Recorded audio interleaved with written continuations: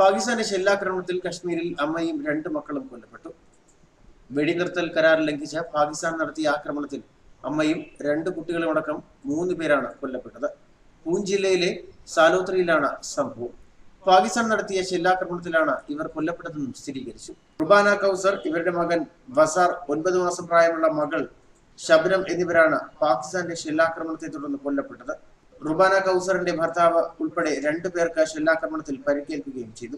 പൂഞ്ചിലെ സലോത്രി, മൻകോട്ട്, കൃഷ്ണഘാട്ടി, ബാലാകോട്ട് എന്നിവിടങ്ങളിലും പാകിസ്ഥാന്റെ ഭാഗത്തു നിന്ന് രൂക്ഷമായ ഷെല്ലാക്രമണം നടക്കുന്നുണ്ട്. കഴിഞ്ഞ 8 ദിവസമായി പാകിസ്ഥാൻ വെടിനിർത്തൽ കരാർ ലംഘിച്ച് പ്രകോപനം തുടരുകയാണ്. ജനവാസ മേഖലകളെ ലക്ഷ്യമിട്ട് ആക്രമണം നടത്തുന്നതോടെ ഇന്ത്യ ശക്തമായ പ്രത്യാക്രമണവും നടക്കുന്നുണ്ട്. മോട്ടാറും ഹോവിസ്റ്റർ പീരങ്കിയും ഉപയോഗിച്ചാണ് പാകിസ്ഥാന്റെ ആക്രമണം തുടരുന്നതെന്ന് സൈനിക വൃത്തങ്ങൾ വ്യക്തമാക്കുന്നു.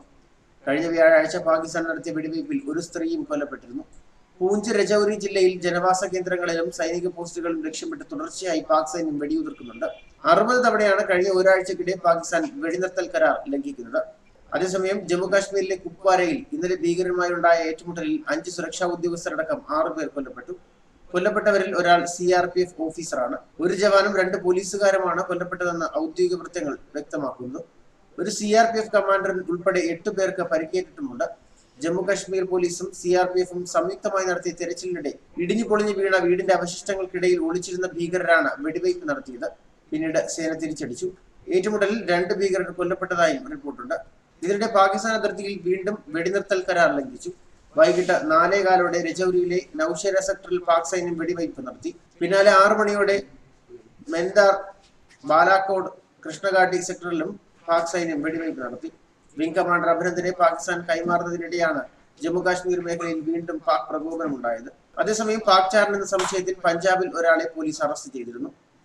ഫിറോസ്പൂരിലെ മവോക്കിൽ വെച്ചാണ് ഇയാളെ പിടികൂടിയത്. Mobile phone, SIM card, camera എന്നിവയും ഇയാളിൽ നിന്ന് പിടികൂടിയിട്ടുണ്ട്. ഉത്തർപ്രദേശിലെ മൊറാദാബാദ് സ്വദേശിയാണ് ഇയാളെന്ന് വാർത്താ ഏജൻസി റിപ്പോർട്ട് ചെയ്യുന്നു. ഒരു BSF കേന്ദ്രത്തിന്റെ ചിത്രം എടുക്കുന്നതിനിടെയാണ് ഇയാളെ പിടികൂടിയത്.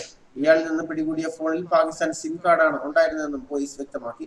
പാകിസ്ഥാനിലെ നിരവധി തീവ്രവാദ വിഭാഗങ്ങളുമായി ബന്ധപ്പെടാനുള്ള നമ്പറുകൾ ഇയാളുടെ ഫോണിൽ നിന്ന് കണ്ടെത്തി. കൂടാതെ നിരവധി പാകിസ്ഥാൻ ഫോൺ നമ്പറുകളും കണ്ടെത്തിയിട്ടുണ്ട്. പുൽവാമ ഭീകരാക്രമണത്തെ തുടർന്ന് ഇന്ത്യ പാകിസ്ഥാൻ സംഘർഷം മൂർച്ഛിച്ച സാഹചര്യത്തിലാണ് അതിർത്തി സംസ്ഥാനങ്ങളിൽ പരിശോധന കർശനമാക്കിയത്. അതേസമയം പാക് പിടിയിലായിരുന്ന കമാൻഡർ അഭിനന്ദനെ പാകിസ്ഥാൻ ഇന്നലെ മോചിപ്പിച്ചിരുന്നു.